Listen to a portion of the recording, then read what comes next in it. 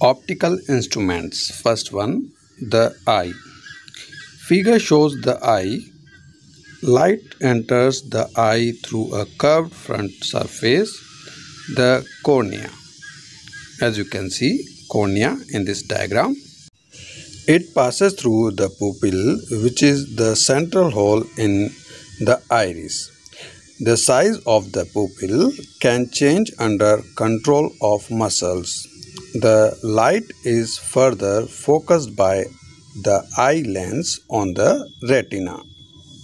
The retina is a film of nerve fiber covering the curved back surface of the eye. The retina contains rods and cones which sense light intensity and color, respectively, and transmit electrical signals via the optical nerve to the brain, which finally processes this information. The shape, curvature, and therefore the focal length of the lens can be modified somewhat by the ciliary muscles. For example, when the muscle is relaxed, the focal length is about 2.5 cm, and objects at infinity are in sharp focus on the retina. When the object is brought closer to the eye, in order to maintain the same image lens distance, that is 2.5 cm, the focal length of the eye lens becomes shorter by the action of the ciliary muscles. This property of the eye is called accommodation. If the object is too close to the eye, the lens cannot curve enough to focus the image onto the retina, and the image is blurred. The closest distance for which the lens can focus light on the retina is called the least distance of distinct vision, or the near point. The standard value for normal vision is taken as 25 cm. Often the near point is given by the symbol D. This distance increases with age because of decreasing effectiveness of the ciliary muscles and the loss of flexibility of the lens. Defects of the eye. First one, presbyopia.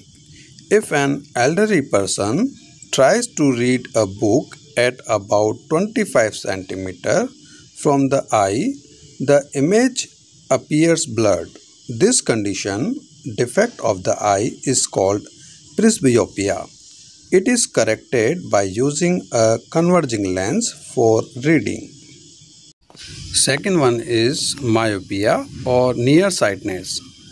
The light from a distant object arriving at the eye lens may get converged at a point in front of the retina. This type of defect is called nearsightedness or myopia. This means that the eye is producing too much convergence in the incident beam. To compensate this, we interpose a concave lens between the eye and the object, with the diverging effect desired to get the image focused on the retina, as shown in the figure. Third is hypermetropia or farsightedness.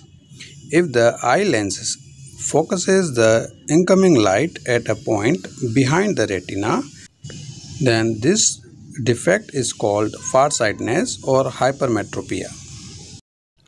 To compensate this, a convergent lens is needed, as shown in the figure. Fourth one, astigmatism. Another common defect of vision is called astigmatism. This occurs when the cornea is not spherical in shape. For example, the cornea could have a larger curvature in the vertical plane than in the horizontal plane, or vice versa. If a person with such a defect in eye lens looks at a wire mesh or a grid of lines focusing in either the vertical or the horizontal plane may not be as sharp as in the other plane. Astigmatism results in lines in one direction being well focused while those in a perpendicular direction may appear distorted. Astigmatism can be corrected by using a cylindrical lens of desired radius of curvature with an approximately directed axis. This defect can occur along with myopia or hypermetropia.